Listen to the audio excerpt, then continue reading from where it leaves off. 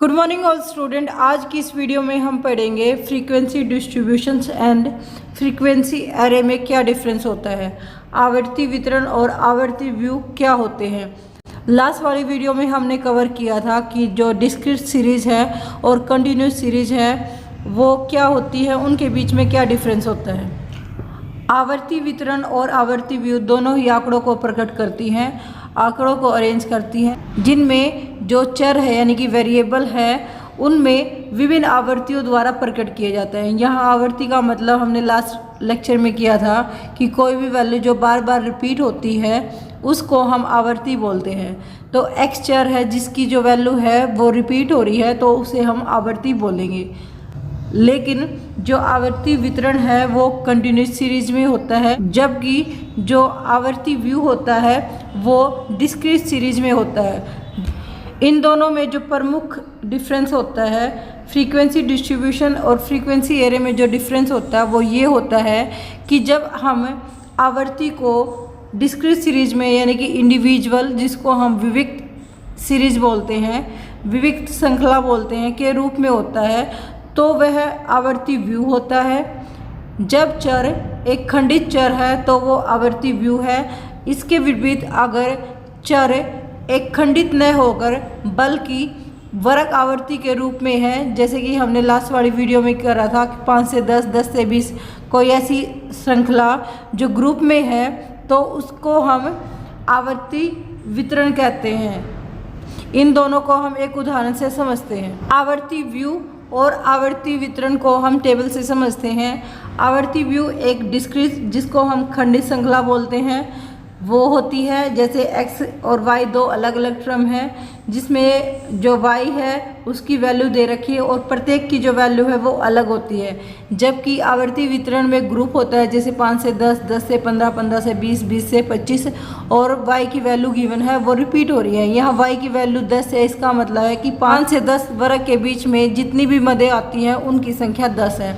जबकि यहाँ जो वैल्यू है x एक इंडिविजुअल सीरीज है जिसको आप खंडों में डिवाइड नहीं कर सकते हो। इस तरह आवर्ती व्यू फ्रीक्वेंसी एरे से अभिप्राय विविक्त यानी कि डिस्क्रीट सीरीज से है, जो कुछ विविक्त मूल्य से संबंधित आवर्तियों को प्रकट करती है, जबकि फ्रीक्वेंसी डिस्ट्रीब्यूशन आवर्ती वितरण से अभिप्राय अखंडित श्रृंखला, जिसको हम कंटिन्यूस सीरीज बोलते हैं, से है, जो विभिन्न वर्ग अंतरों यानी कि अलग अलग ग्रुपों की आवृत्ति को प्रकट करती है। अब हम कंटिन्यूस सीरीज के बारे में कुछ महत्वपूर्ण तत्वों को जान लेते हैं, सम इम्पोर्टेंट टर्म्स। सबसे पहले हम देख लेते हैं क्लास क्या होती है। क्लास का मतलब होता है ग्रुप, जैसे 5 से 10, 10 से 15, जिसमें हम विभिन्न मदों को शामिल करते हैं, यानी संख्याओं के किसी निश्चित समूह को जिसमें मदें शामिल होती है उसे हम वर्ग कहते हैं, जैसे 5 से 10, 10 से 15। वर्ग सीमा का मतलब है कि कोई भी ग्रुप किन मदों को शामिल कर रहा है। प्रत्येक वर्ग की 2 सीमाएं होती हैं, जैसे 5 से 10 है तो ये 2 सीमाओं को कवर कर रहा है। जो सबसे नीचे वाली टर्म होती है उसे हम निचली सीमा कहते हैं, जो ऊपर की टर्म होती है उसे हम ऊपरी सीमा कहते हैं। लोअर लिमिट और अपर लिमिट, निचले वाली टर्म को लोअर लिमिट और ऊपर वाली टर्म को अपर लिमिट कहते हैं। यह लिमिट का मतलब है कि कोई भी वैल्यू इससे ऊपर या नीचे नहीं होगी। जैसे अगर ग्रुप 5 और 10 का है, यानी कि कोई भी टर्म जो 5 से ऊपर या 5 से अधिक है वही इसके अंदर शामिल होगी, लेकिन वो टर्म 10 से नीचे होनी चाहिए। अगर 4 को हम लेते हैं तो 4 इस सीमा के अंदर नहीं आएगा। तो एक निचली सीमा और ऊपरी सीमा को दिखाता है कि ऊपरी जो वैल्यू है वो 10 से ज़्यादा नहीं होगी और जो नीचे की जो टर्म है वो 5 से कम नहीं होगी। इसलिए इसको सीमा बोला जाता है कि इससे ना तो ऊपर होगी और ना ही कम होगी।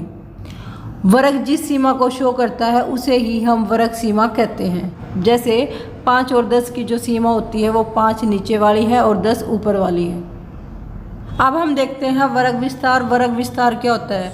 वर्ग विस्तार का मतलब है कि जो ग्रुप है वो कितनी वैल्यू को कवर करता है। जैसे 5 और 10 के बीच में कितना डिफरेंस है उसको ही हम वर्ग विस्तार कहेंगे। तो जो वर्ग विस्तार निकालने के लिए आपको ऊपरली सीमा माइनस निचली सीमा, नीचे वाली सीमा को माइनस करना पड़ता है, ऊपर की सीमा और निचली सीमा को माइनस करना पड़ता है। उच्च सीमा या ऊपरी सीमा और निचली सीमा के अंतर को वर्ग विस्तार कहा जाता है। जैसे अगर ग्रुप 10 और 15 का है तो जो ऊपरली सीमा होगी वो 15 है और जो निचली सीमा है वो 10 होगी, तो जो आंसर होगा वर्ग विस्तार वो होगा 15 - 10 यानी कि 5। तो जो वर्ग विस्तार का जो फॉर्मूला होता है वो होता है L2 - L1, ऊपरली सीमा माइनस नीचे वाली सीमा। आगे हम देख लेते हैं मिड वैल्यू। मिड वैल्यू यानी कि मध्य मूल्य।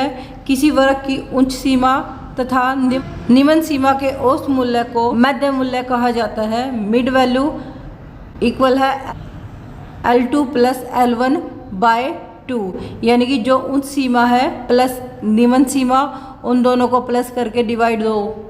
अगर ग्रुप 5 और 10 का है तो 5 + 10 15 / 2 यानी कि 7.5।